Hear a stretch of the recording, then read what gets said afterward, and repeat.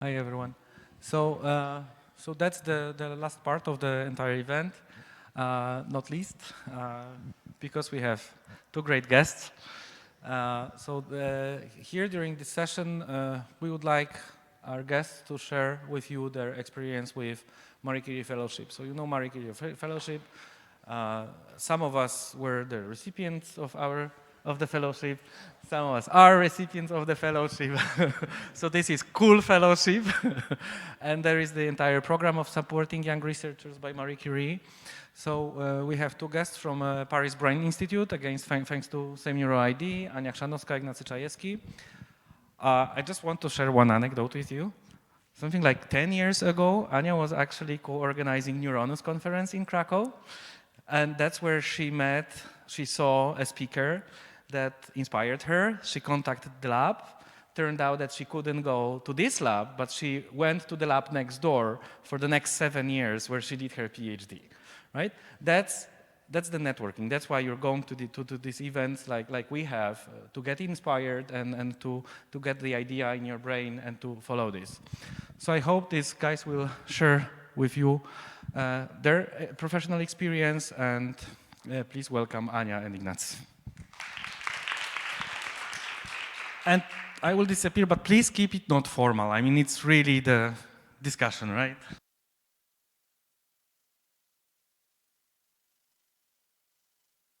See them, some introduction. Please.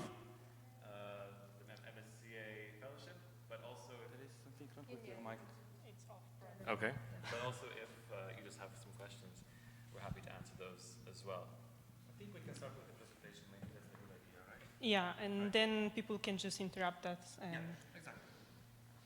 Right.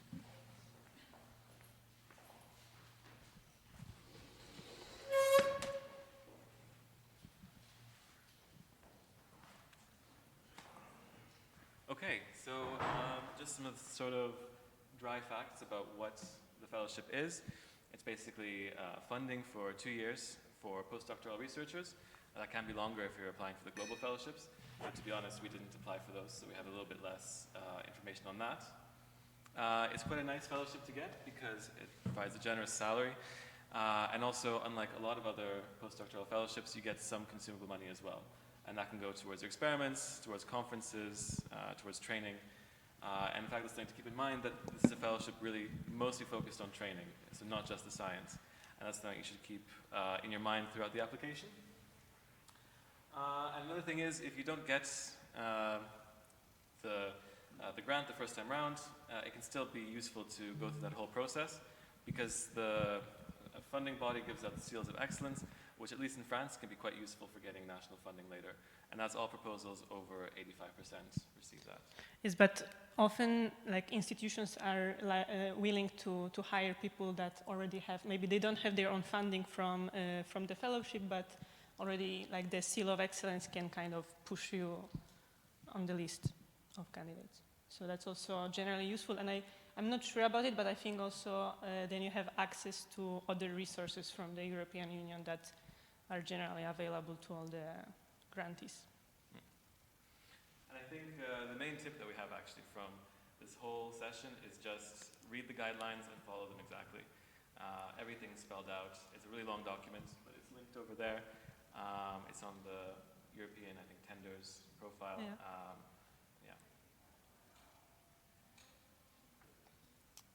So who is eligible to apply?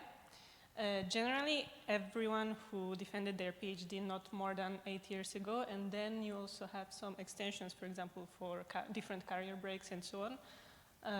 What's important for the fellowship is that it has to include some mobility. So you need to change the country. It's good to change the discipline, change the animal model, or we're going to talk about it later, right? It has to be interdisciplinary, and so yes. Let's say the excellence of your publication, it can make a difference, but it's not the biggest prerequisite, I would say. Yes, for example, for me, because I was applying right after I finished my PhD, at the time that I submitted the application, my sort of PhD first authorship paper was just about to be accepted, so it still wasn't out yet. I don't know if they looked at that later and it was already out by that time, but it's not a crucial thing to have. But it helps to have preprints out already, I think, instead. It's not listed as a requirement, but it definitely it helps. It sort of scales with your career stage as well. So the longer after your PhD, the bigger the requirements will be. Yeah.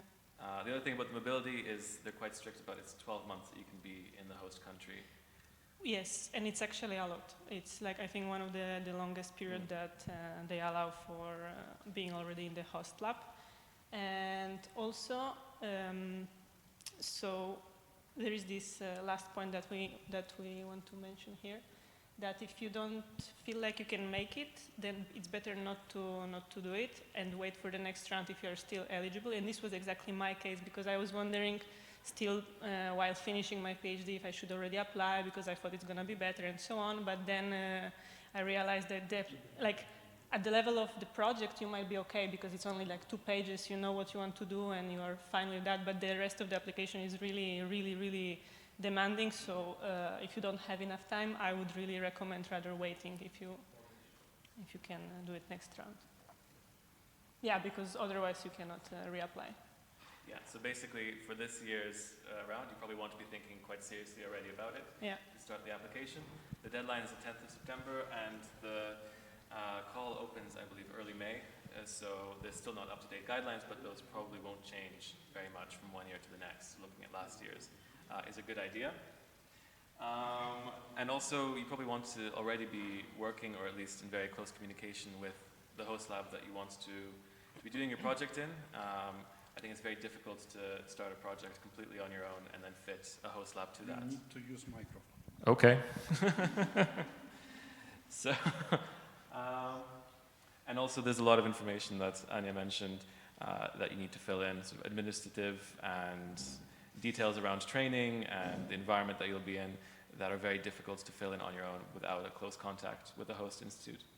Yes, I'm actually not sure if you can, so there is like an online platform that you have to also fill the information, blah, blah, blah, and I'm not sure if you can do it just by yourself or if you need to do it in collaboration with some, I don't know, people from your institute. So it's really also important to, to just talk to people, talk to the host institute and see what are the procedures that they have for that.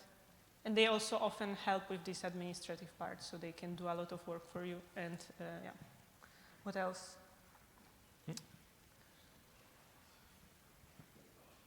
So how to choose a project? Well, obviously it depends on what your interests are and what your field is. But one thing to keep in mind is that, again, this is meant to be a training grant, so you don't necessarily want to go and continue your PhD from a slightly different angle where you're already very comfortable in the field. And so one of the pieces of advice that I received when I was finishing my PhD was it's good to change 1 or 2 of sort of the 3 key areas in your research, meaning either you're changing the model system that you're working in, your main research techniques, or the overall question that you're trying to answer.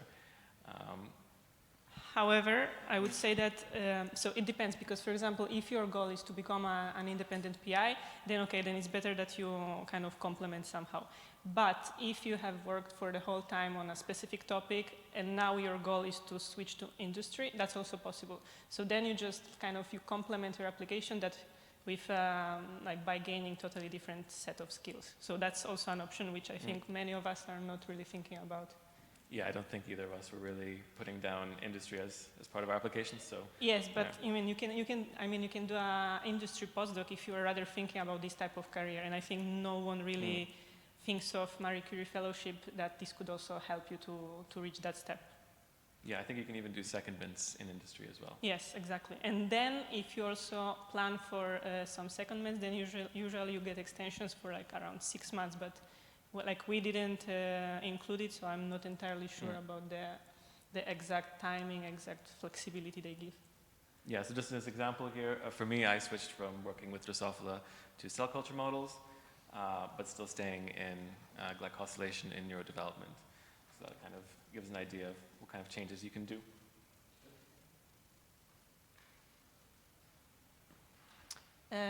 Choosing a host lab. So yes, so again, you need to find something that will complement your experience. And for example, for me, it was like I used to, my whole, let's say, scientific life, I used to work on rodents. And I did a lot of behavior and physiology, and I wanted to move to a different animal model, so I decided to choose Drosophila. And I moved to a lab that has no experience with neither behavior nor physiology. So in my case, it was like I bring my expertise, which is more behavioral and physiological, by learning from them their techniques. However, staying more or less focused on, I don't know, like visual system. So I changed the model, but I stayed in the same,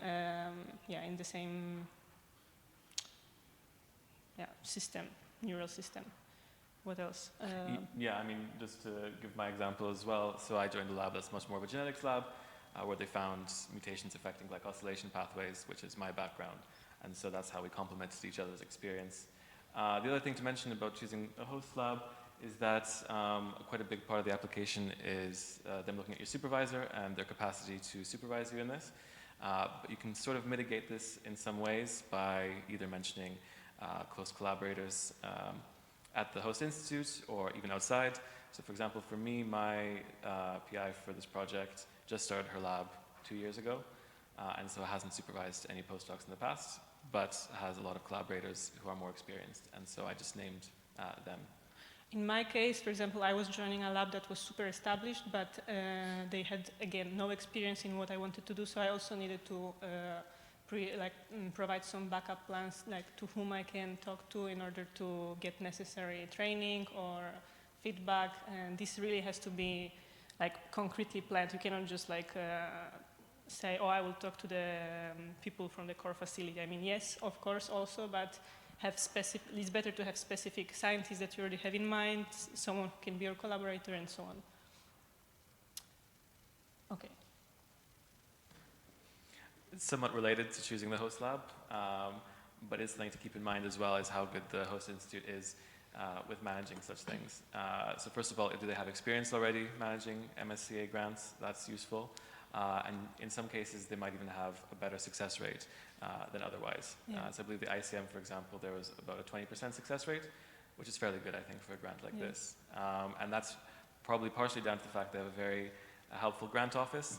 So a lot of the administrative stuff that we mentioned before, doing it on your own would be a nightmare.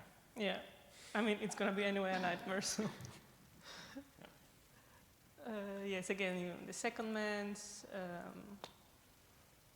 Like I would say, what's the most important? The most important is the project, then your supervisor, and then the host institution. So on each level, you can again complement somehow finding another solutions, but that's, I would say that's generally the scale.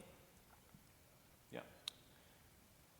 Yeah, and now, so we would like to share also some insights from how the whole application looks like, because it can be really discouraging a little bit. So we have 3 parts. Part A, which is fully administrative, and in our case it was, I think, totally done by the grants office. And then we have the part B, which is the project itself. It's around like 10 pages. We will go through the most important sections. And then part B2, which is essentially, so part B1, it has a limit of 10 pages. B2, it's unlimited, and it's mostly consists of your CV, description of the hosts, ethical concerns. So for example, also description of the host in our case was done by the grants office. So yeah, it's a lot of like repetitive information.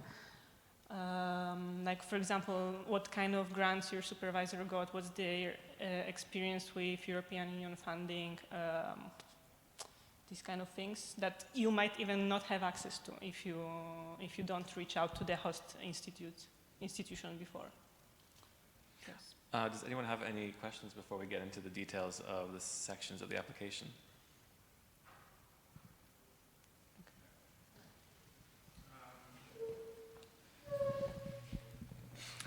So I had one comment and one question.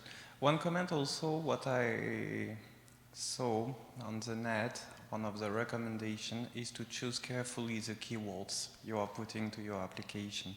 And there is one example like this. in which they reapply the same project but changing the keywords, because it seems that based on this they choose the reviewers. Yes. And it can be helpful or not at all. So here is a comment. And one of the questions is, you are saying that there is this possibility to reapply, but from what I remember, in terms of eligibility, you can apply only if you are in the team less than 12 months. Yes, Yeah. less than a year. And how are you supposed to do? Because basically when I arrived, it was end of July. And we decided in the team. So you have to learn the new project. And I tried to write this grant in 1 month, less than 1 month. But how you can reapply? Because then you are not eligible the next year. So could you comment? You would have to apply before moving to the country where you're applying to. So it's a little one of those things that you're probably not trying the most with your application if you still have the opportunity to reapply, but it is technically possible. Okay, thank you. Hi, my question is regarding your, the comment at the bottom that it's having a template of a successful application really, incredible. But are there any databases, or how do you find an incredible application? Just by the word of mouth that somebody was successful, or the national contact point helps you in finding? Yeah, I think you have to just know someone who successfully applied within the last few years. I think otherwise you'd find it very hard to get a grant application out of someone. However, it depends on the host institution again. When I was doing my PhD in Belgium, I know that there, the grants office, they kind of did a round of asking the grantees of Marie Curie Fellowship to agree to share their application. So then they combine kind of like a manual for people who are applying by like putting together like successful pieces of like some sections and unsuccessful ones. So it really also depends. But also in the guidebook, there are some snippets where there's also comments from reviewers, and that can be useful if you don't have a full application to follow. Though it's not quite as useful as having the whole structure to see how much space to dedicate to each section and so on. There is also a document that instructs the evaluators. How do you say? Yeah, evaluators. So like basically instructing what they have to pay attention to and so on and so on. So you can also check this. But it's not very. I guess the most informative is really to follow the template. They give you all the requirements, and that's it. And it helps if it's from your host institute as well, so you can sort of use the similar training opportunities as someone else will have available, and it saves you a lot of research. Like the administrative parts, you can literally copy paste because they don't check it. Because they also don't change. Like I asked actually, hey, what about the plagiarism? Hi, so my question is, does this application structure, part A, part B, 1, B2, does this also has some kind of a score which they give you, like judge you on those bases? Some part gets more credit and then the other, something like that? No, now we're going to talk about it. I don't know if I would say that part B1 is the most important. It's the part where you describe everything, but you cannot just neglect the part B2. It can cost you the same amount of lost points as everywhere else. But yeah. Do you guys also have some comment on how to prepare your CV or something? Yes, at the end we have like a small slide, right? No, I don't think we do. I would. There is no page limit. So, for example, what I heard and what I also did is that if you have publication, describe it shortly, like 1-2 sentences saying like why this is important, what was the, like simply, what was the advancement for the field, what did you learn, if you have any research experiences abroad or in other labs, again, what kind of techniques did you learn, why was it useful, what was the advantage. I don't know if you have fundraising experience, like mention how much money you raised for what and why, like little things that we never do actually. I don't know. Yeah, I'd say it's pretty much like an academic CV, but expanded to Yeah. include an explanation of what your papers are about, their impact, what your contribution is, and also things like, yeah, attending conferences and presenting is a useful thing to include. Yes, I mean, I also had like a small abstract about my experience, let's say, at the very beginning, but I didn't get much guidance into to how to write the CV. But since you don't have, also I also put collaborators, for example. I described with whom I collaborated during my PhD, what was my role, what was their role, how do we complemented each other, these kind of things. Yeah, because there's no page limit, anything Yeah. you can think of that's applicable, you can put in.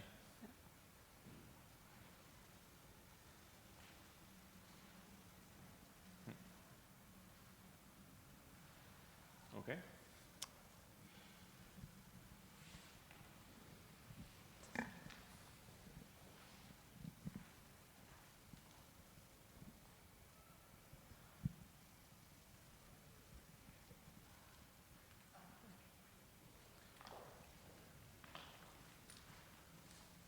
Okay, so you're asking about the different scoring. So it basically breaks down like this, with the most important part being excellence.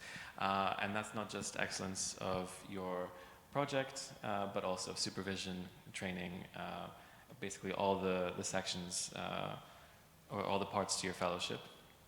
The next one is impact. So how is this work important? This can simply be contributing to knowledge if you're mostly interested in just fundamental science, but if you're thinking about clinical applications, you put that there as well. And then implementation is it feasible to actually do these things?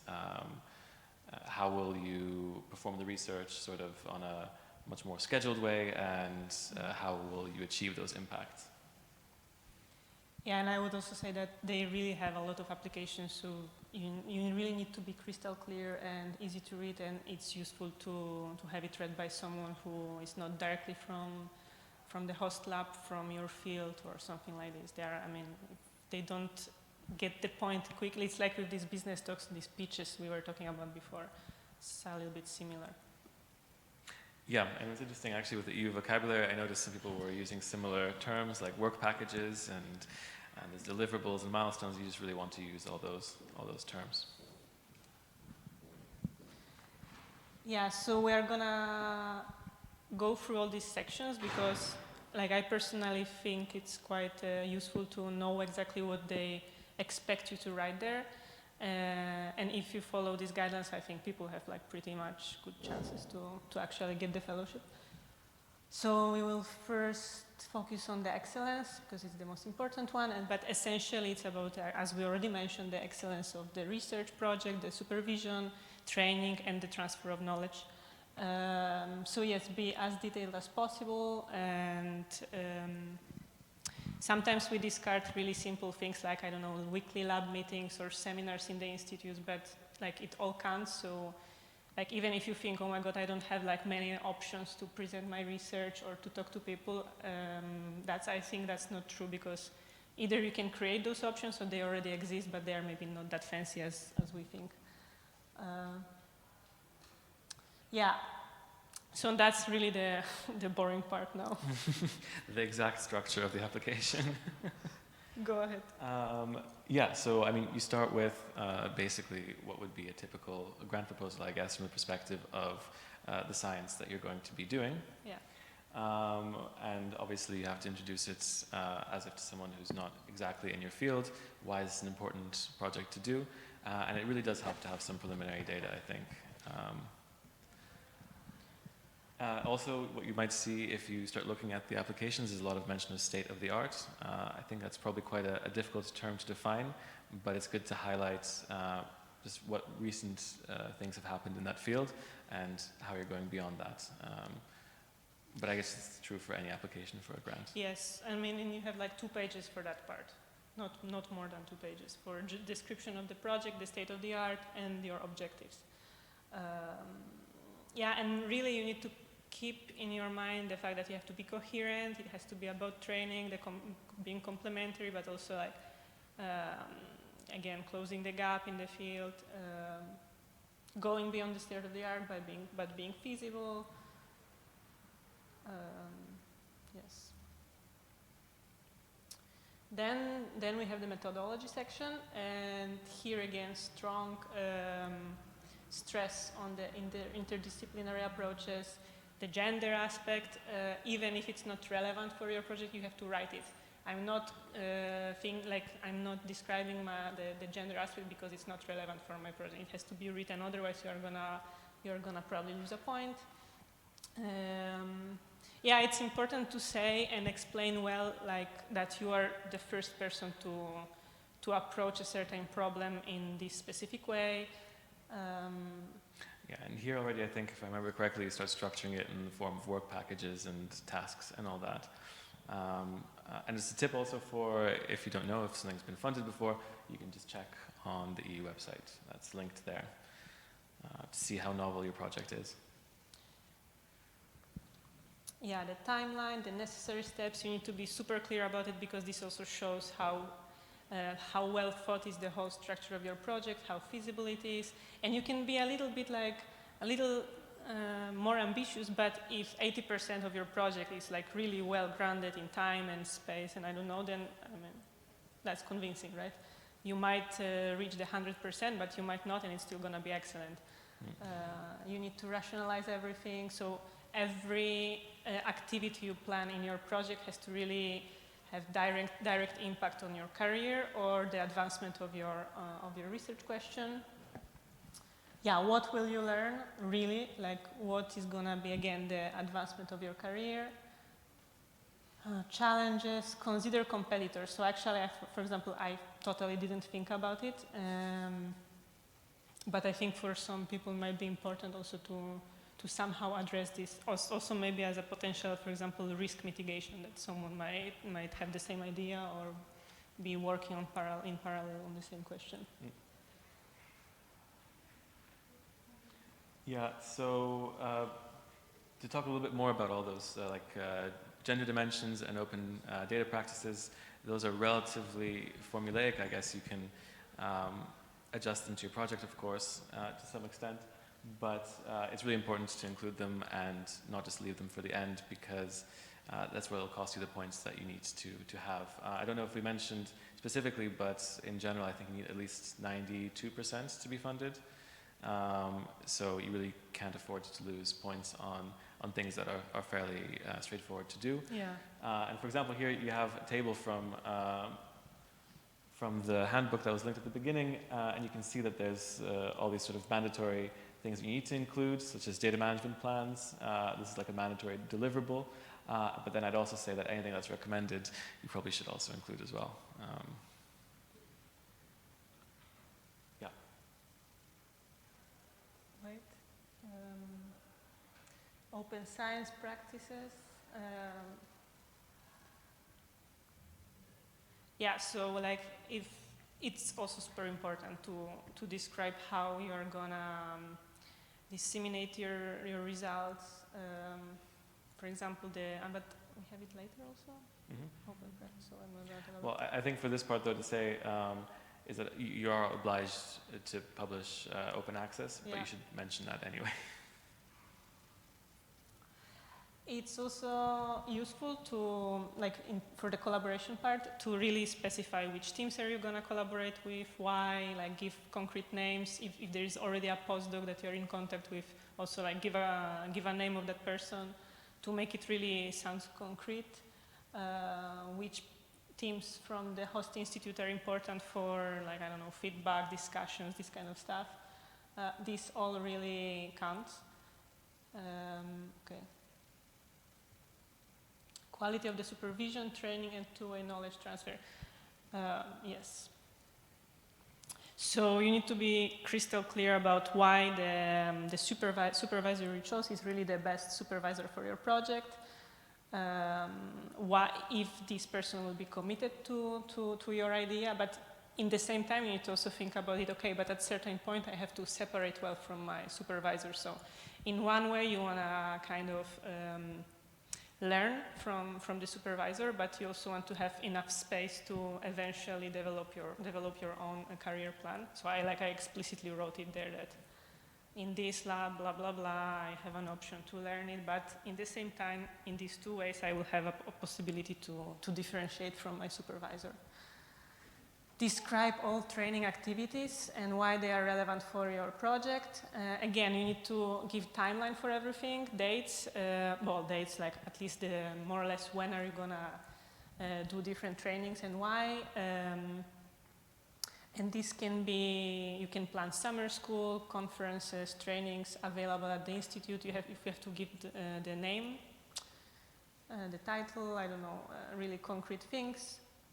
Yeah, you basically don't want to write that there are training programs available for this area. You want to write there's this specific training program available that I want to do. And let's say you choose 3, not like 7, I don't know. Yeah, it really fills up your Gantt chart, which we'll get to later if you choose too many. But also the transfer of knowledge is meant to go 2 ways. So it's not just about what you'll learn, it's what you can bring to the lab and the institute that you'll be working at. And there again, you can mention things that are specific, even if they seem quite trivial, such as lab meetings where you'll share knowledge, training master's students in techniques that maybe you know that aren't present at the host institute. And I, for example, wrote that I can organize symposiums to share specific techniques with interested people. Have a symposium and a YouTube channel.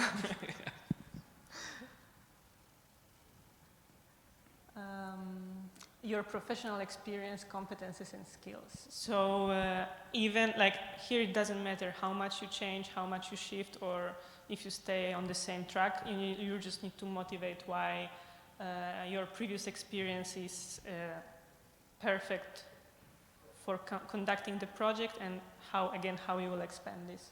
Yeah, basically just a section that you'll go into more detail in your CV on.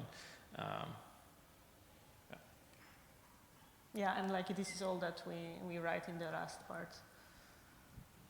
Impact. Yeah, so that's obviously, as it's a training grant, it's the impact on you. So what are your career perspectives after this? But also, of course, the scientific impact, as well as potentially societal and economic. And this breaks down basically into who will this impact and how can you reach them. And here there's the last bit, so think of everything, even if improbable. So for example, for me, I feel like I'm quite basic research, but I still have sections about IP management. And that's something that your host institute can help you with as well. It's fairly generic, just to mention. And we have some the sections that are going into that part of impact. So credibility of the measures to enhance career perspectives and employability of the researcher. Basically, it's what's written there. You need to be really clear about what kind of new possibilities you will have after when the project is accomplished, how it will make you a better, how it will increase your chances on the job market for whatever are your goals. Yeah, and it's really not focused just on the scientific aspects. So, for example, for both of us, we stated that we want to be independent group leaders, and that's not only going to be how your scientific skills are improved, but also how your management skills can be improved. So you have management training courses and things along those lines. Yeah, and obviously, how are you gonna reach that goal? So you plan to have few publications. Again, you attend different trainings. You are gonna go for conferences, so it will give you the visibility, networking. Like you need to really spell all these things. Yeah, and I think for a lot of people here, if you work on more applied things or maybe on disorders of some kind, if you have contact with clinicians, mentioning specific ways in which you'll communicate your results to them, even if it's not formal in a sense that you don't want to necessarily give guidance for clinical practices, you can still just say that you're going to share your results with clinicians. And also sometimes with patient groups can be useful if you're working in that kind of field.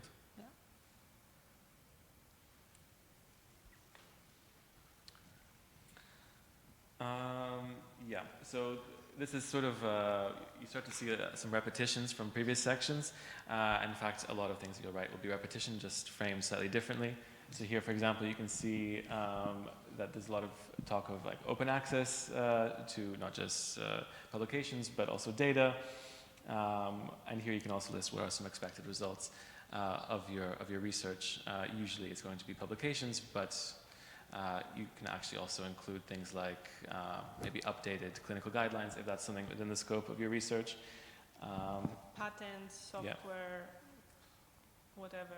I guess you could also write, for example, I'm going to publish my code on GitHub, something like this. I mean, this will all count.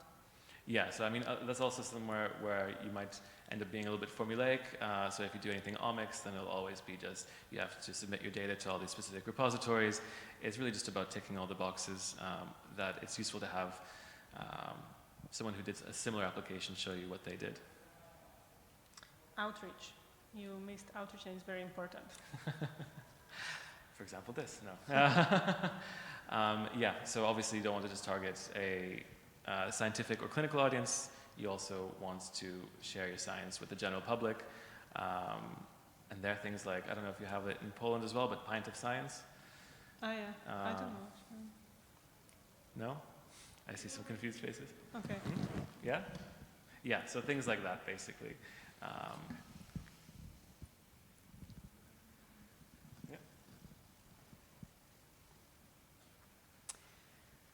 Magnitude and importance of the project's contribution to different impacts. So I think I lost a point here actually. Because you really need to address the scientific, societal and economic impacts. And for example, I was like wondering what is even economic impact in my case. So scientific, it's pretty much straightforward. It's just like generation of new data, methods, knowledge, whatever. If your project is more applied, then you might actually have a product coming out, some like developing technology or software or something like this. I think you can be relatively loose with some of these impacts, talking about them in sort of hypotheticals. For example, for my project also it's related to a disorder, but that's not really the main focus to provide treatment or understanding, but you can still talk about how potentially in the future this might lay the groundwork for a more therapeutic perspective. Yeah. Societal impact. You can talk about the burden of disease, for example, that you're working on. Like increasing the general knowledge of, I don't know. I wouldn't be too liberal with it, but you can definitely stretch it a little bit to think of, actually, yes, furthering knowledge in this field is useful, and so this can have this sort of impact. I wouldn't maybe give specific numbers, but it really does depend on what you're working on. Increasing the public awareness of whatever topic. Magnitude and importance. I mean, to me, this part was really like, I really didn't know what to do about it, and I guess it's important to actually think about it well. Yeah, magnitude and importance. So, for example, well, maybe for my case, it's a little bit easier because working on a disorder, you can mention numbers of patients and sort of the burden of the disease on them. For example, for me, it's working on childhood epilepsy, and so that helps sort of explain the magnitude of impacts. Maybe you're not affecting a large population of people because they're relatively rare disorders, but it's a large impact on that small group of people.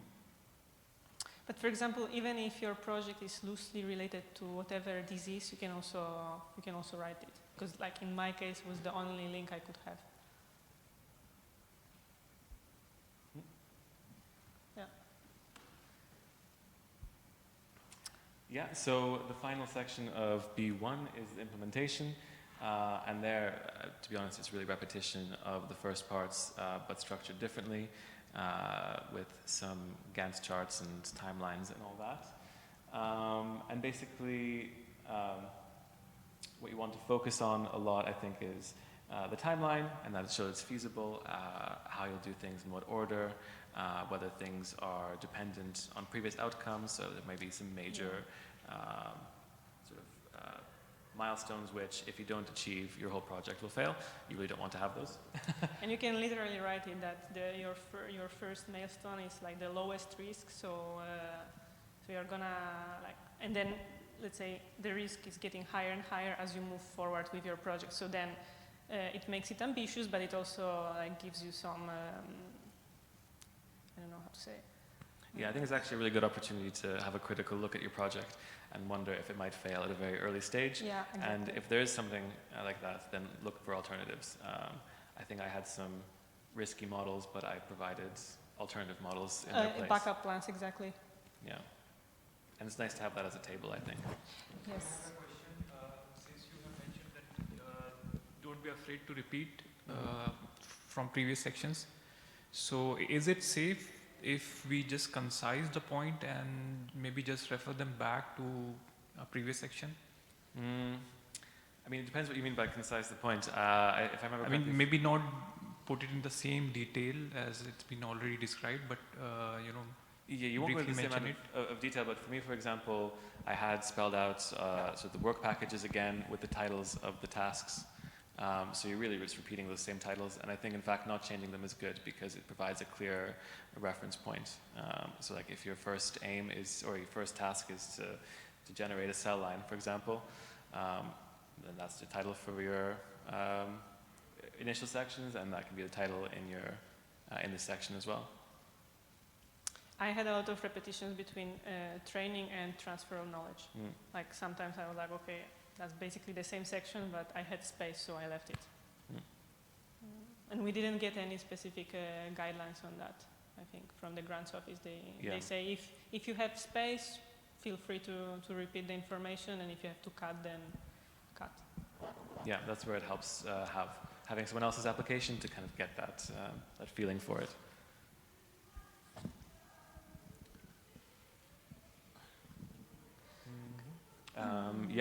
So as it says on the slide, this is about just the effectiveness of your work plan, meaning how well can you implement all the science that you outlined before, as well as all the training. And basically here you use the EU language of work packages, where you have a few scientific packages, but then also you have your training. Management perhaps isn't applicable to all outputs and dissemination. And then you place these on a timeline, show which ones are dependent on each other, and therefore where you need to mitigate risk. And along the way, you describe these in terms of milestones, so points where you sort of have a specific output where you know you can progress to the next point, and deliverables, which are things that the EU, I think, actually wants to receive. So you don't want to overload yourself with deliverables. Actually, what did you write about administrative risk? That was another point that I know I lost. And for example, I wrote that we have a lab manager, like we have a human resources, like international office of human resources. So I said I'm going to have a lot of help from them, blah, blah, blah. And I still lost the point. So I was also wondering, what else do you want there? What did you write? For administrative risks, I don't think I had any, but you also wanted to include just sort of how you might be integrated into life in a new place as well. I think I mentioned maybe that there's lessons for languages and so on. Yeah.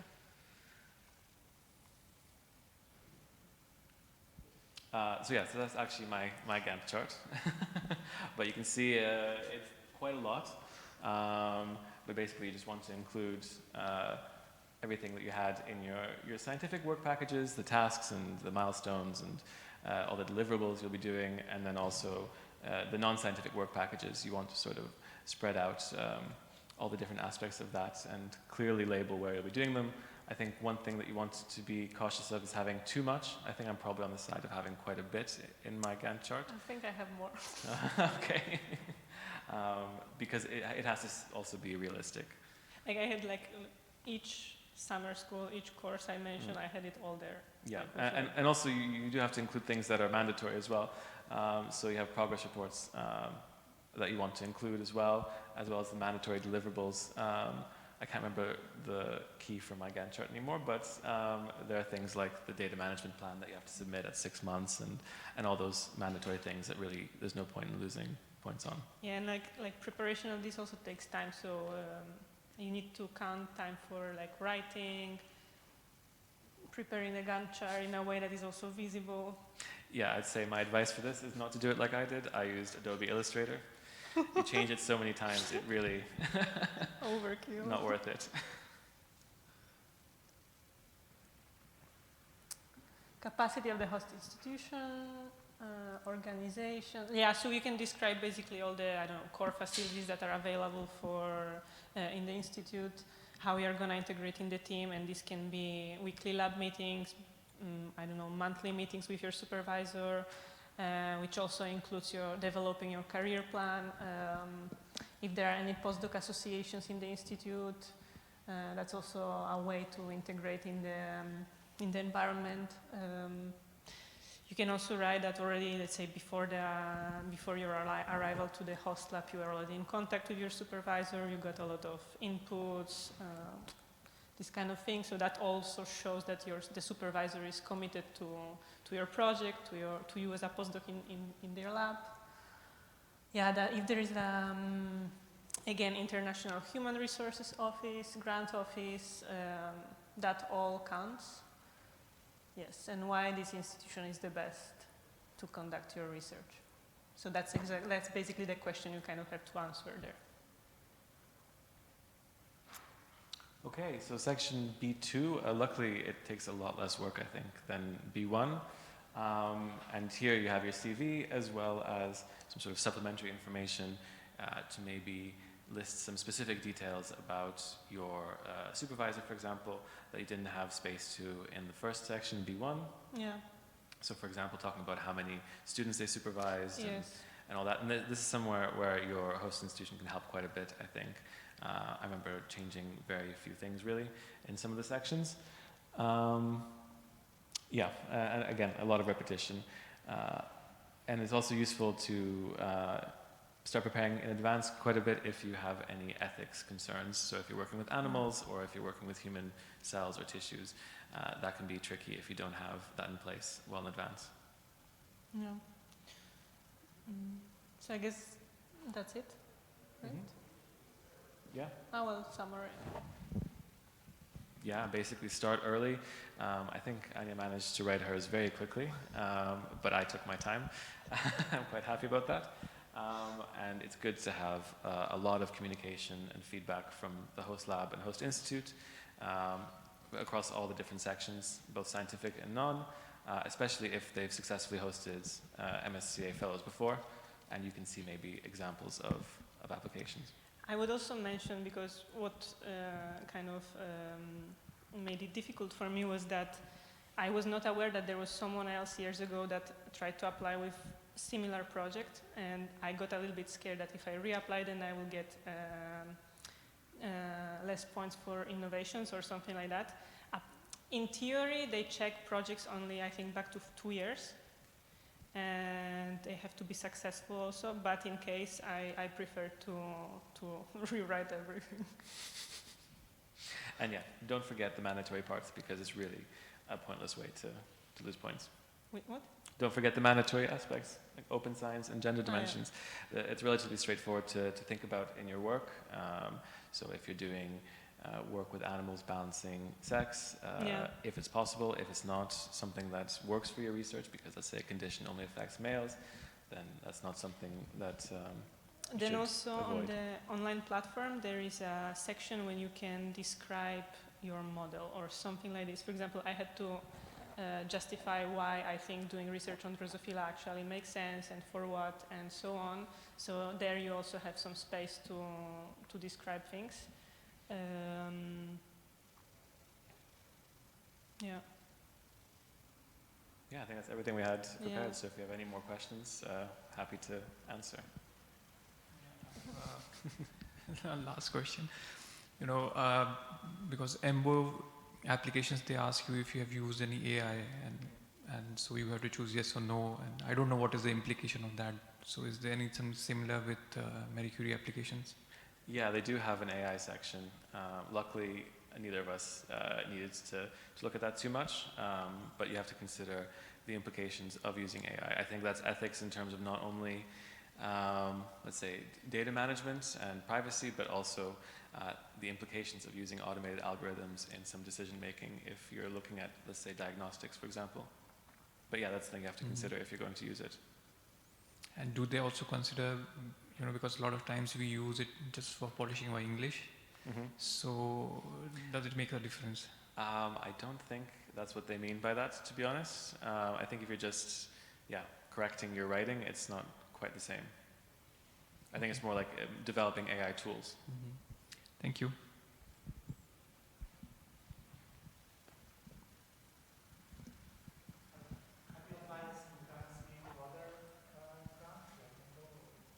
We both applied to EMBO and didn't get it, so.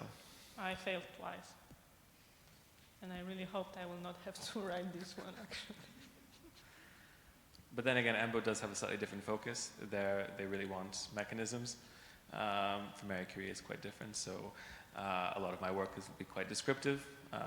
And so I think that's where you can see that difference. A lot of things were repeated in the application. Is that really okay? Like you write basically the same thing in one part and then in your CV you repeat it again and again? Yeah, I wouldn't worry about the CV part because there you're really unlimited. So there write everything. I was often confused between excellence and implementation. Because there I had the repetitions. And I think it depends on how much room you have left.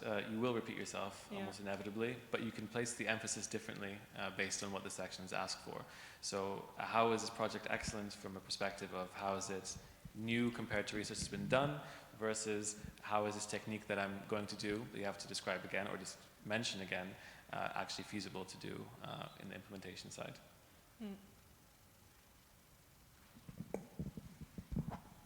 I have a question about the timeline, like how long you're waiting for the results and then when you are asked to start the postdoc?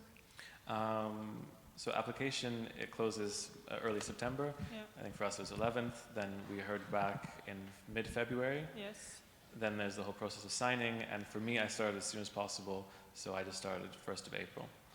But I think you have... Wait, so the results were now in 2025, so I could start, the latest date possible was September 2026. And that's also what I chose. So you have like at least 1 year of buffer time if you want. And I think that might be interesting for people, for some people. They agree on doing half-time, part-time. So basically, for example, if you have different funding that you want to finish, but you also would like to accept the Marie Curie Fellowship, if the other funding body will agree to do part-time financing of your project, but the project has to be different, they have to be different projects, then essentially you can even extend the coverage, let's say, in time you have from Marie Curie for even longer until you finish your previous funding. So they agree on that, and I think that's quite nice. But again, the two projects you are working on have to be different. So you mentioned that you were also applying for EMBO fellowship. Is it possible to use the same project idea onto two fellowship?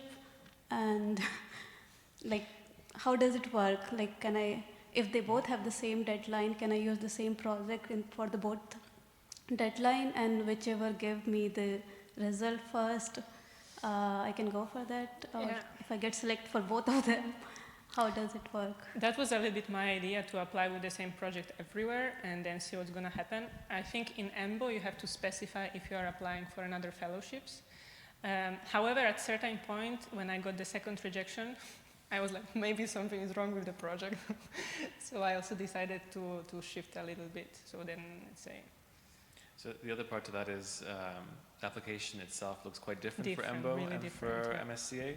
EMBO is much more just sort of, you write like about the science part mostly, from what I remember. And for this, it's so structured that it's obviously helpful to already have your idea, but it's a lot of work that's not related to even the initial idea to make it fit the structure. I don't know, but I feel like EMBO is a little bit more biased in a way. If you are lucky with, like, okay, you have to be excellent, that's for sure, but if the reviewer like your project, maybe, I don't know, I feel it matters a little bit more. With Marie Curie, it's like really, it's like checking the boxes, basically. But for reference, my project was pretty much exactly the same in terms of the aims and the techniques used, maybe a little bit more polished for the Marie Curie because I had more time.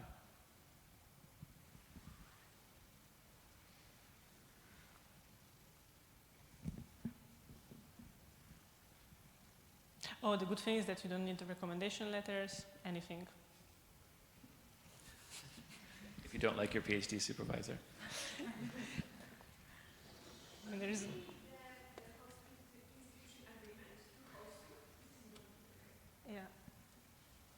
Yeah, the whole administrative part is involved with that. I think because actually technically it's the host institution that's the beneficiary of the grant. Yeah. They just employ you using the funds from it. And what if something changes in between? You basically got accepted, but then for some reason the whole flat cannot host you. But then I didn't hear, what did you say? But then the whole lab cannot host you because of some accident or whatever. Like, can you shift the whole lab if you're already renal? I don't. Just the scholarship. So you mean you got the funding and now suddenly everything changes? Yeah. I think you just contact them and you see what's possible. Like my experience with that, with the I don't know, financial antenna, however you call the person that is actually responsible for communication, they were quite knowledgeable and responsive and competent in like trying to figure out solutions. I don't know if it's gonna be possible, but I would be quite positive actually. And do you guys think that paper or publication impact factor also affect the result? I don't think so. I think, it probably just depends on the stage of your career. If you're just at the very end, sort of like 7 years post-PhD, you probably won't have a pretty nice publication record. But as I said, for me, my sort of main PhD paper was just coming out then, so after the application. And eLife, not anything huge. So. Yeah.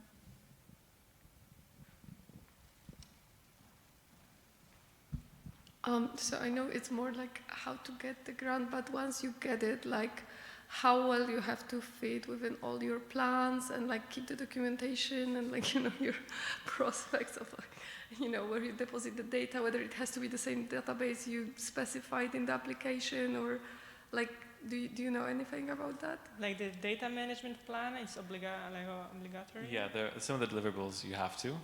I mean, obviously, we're just starting, but I do know from people in my lab who also have the grant that your project can just not work out, and they can't really do much about that. So if things change, you have to adapt and deal with that. As for specific databases, I don't know why those would necessarily change. I guess I'm just mostly thinking of all the big data studies where really they're quite standard, where you deposit proteomics, where you deposit sort of transcriptomics and all that. So it probably wouldn't be too big a deal if you change those, but I don't know why you'd have to.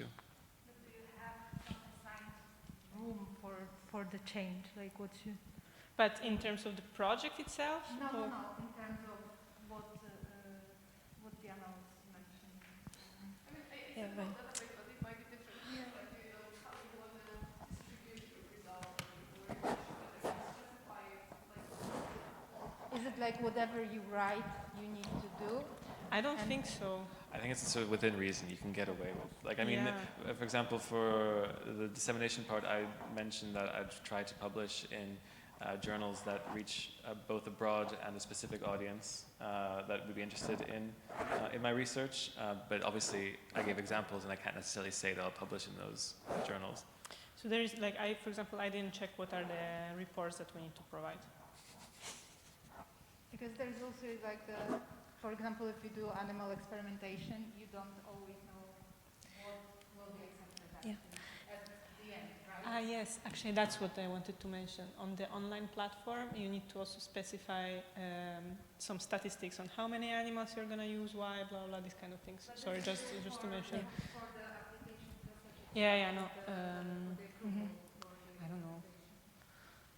Because sometimes they don't agree. Yeah, sorry, I know that this mic is a little bit of the burden, but we are recording this session and it will be available then, so that's why it's important. Well, so you're talking about animal experiments and getting ethics approvals for those. Well, you do have the ethics section that you should include and have the approvals necessary for your work. So you need to have the approval for this particular experiment before you get the, before you apply. So neither of us work with protected species. For me, I work with human cells and tissue, and so for that you don't have to have specific licenses for specific experiments, but just the ethics approvals for an overall project that you're within. Or for the lab, or for the supervisor. So for animal experiments, I would recommend looking into that though in advance, how much detail you need to go into. You definitely need to obviously have like a host institute and lab that already has licensing to work with animals. But for specific experiments, I'd look into that. And if you are applying with a host institution that has a good grant office, they should know all this. And it will change in each country, basically. All right, thank you. You probably already touched on this, so I just want to ask anyways. So say you get the grant, while you're applying, you already stated the dates you're likely to start, in the case you're not already in the lab. But if you do get the grant, what's the leeway of time you have to accept and start the grant? Well, for your case, I think it's probably the longest possible, you said, right? A year and a half? Yes. I mean, you won't accept it and sort of specify the deadline pretty soon. I think it's maybe a month that you have to... I mean, I think the earlier you can start is in April. Oh yeah, no, but I mean just filling in the paperwork for as to when you want to start. I think you want to do that within a month. Yeah. There is a clear timeline that you can check on the, like once you get the decision, there is like a really precise timeline that you have to follow for each steps that have to be filled. And like for us, it was the grant office again that helped us. I think within the sort of standard amount of time, it's until September. And then you got like a special exception for that. Yeah. All right.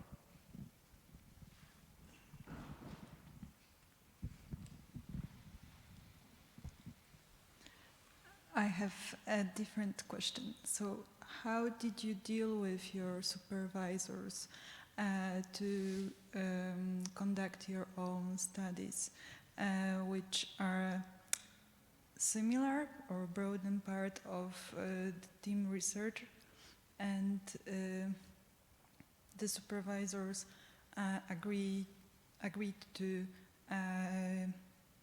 do with researchers? So for me at least, I joined the lab already on existing projects.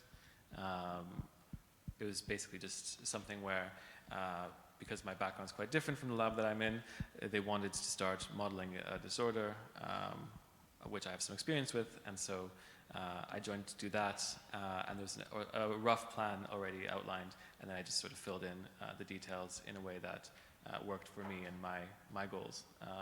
I don't know if you're joining a lab and trying to come up with something completely different, but in general you just want to find host labs where they're fairly open to you writing your application, and obviously if you're doing a postdoc, you want to be in a place where your input's appreciated. In my case, like I came with a specific idea and let's say specific agreement, and it was mostly about bringing the physiology part to the neurogenetic aspect.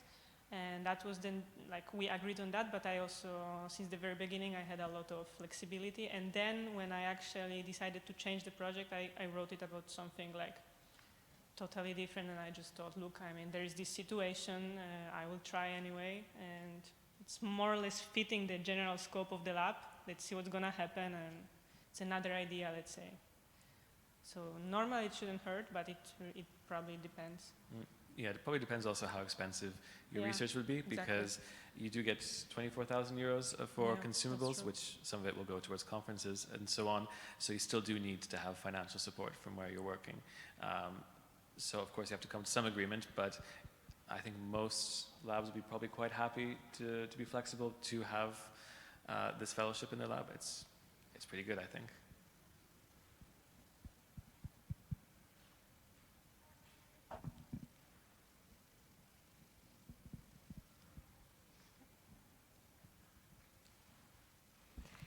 maybe at the end, you would like to comment on the individual evaluation reports. Do you agree with the evaluation marks, the weak points, the strong points? Yeah, I thought for me, I just had one experiment that was maybe a little bit not fully defined enough and coherent with the rest, and that was a comment that I received, but beyond that, I think that's the only thing I had. Yeah, I was a little bit confused because again, I think I addressed everything, but then they wrote like, okay, this was not it, this was too vague. So, okay, fine. I didn't have better idea anyway, so. So yes, in a way I agree, but I also felt it was a little bit like, okay, we need to like take out points somewhere. A little bit like that. I do think so. It was very, very, very weird, very... There are also examples of comments in the handbook that was at the beginning. Like for example, I didn't get any like useful input on the project, useful feedback that I didn't have a feeling, oh, someone really, really thought about the project or judged it in a way that I could actually use as a feedback. I feel this is better done in EMBO, where they really criticize a little bit, really review the project. And here I was like, I'm not sure. So I don't know. More questions? Might depend on the reviewer also. It's maybe more personal question, but how well did you knew the lab and the supervisor before applying? Well, I was there already almost for a year. So I was in contact with the lab a year before joining, and I already thought more or less about what I wanted to do, and then I had another additional year to even get some preliminary data, so yeah, I was pretty integrated already. And for me, I think I joined maybe 4 months before the deadline, and I knew the lab through a former colleague of mine, so I knew them for a little bit before that as well. Yeah, I guess that kind of goes down to the question of how do you find a lab to do your postdoc in. I think funding is something that maybe you apply for when you already know what you want to do.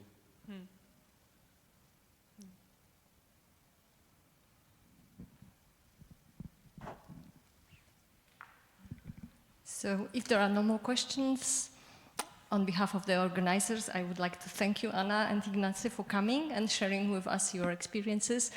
And I hope that you will be able maybe to answer some questions in the future. Of course, we won't use you too much, but maybe some questions will appear, so no problem. We will stay in contact. Thank you very much, all of you. Thanks a lot for this seminars. Thanks a lot.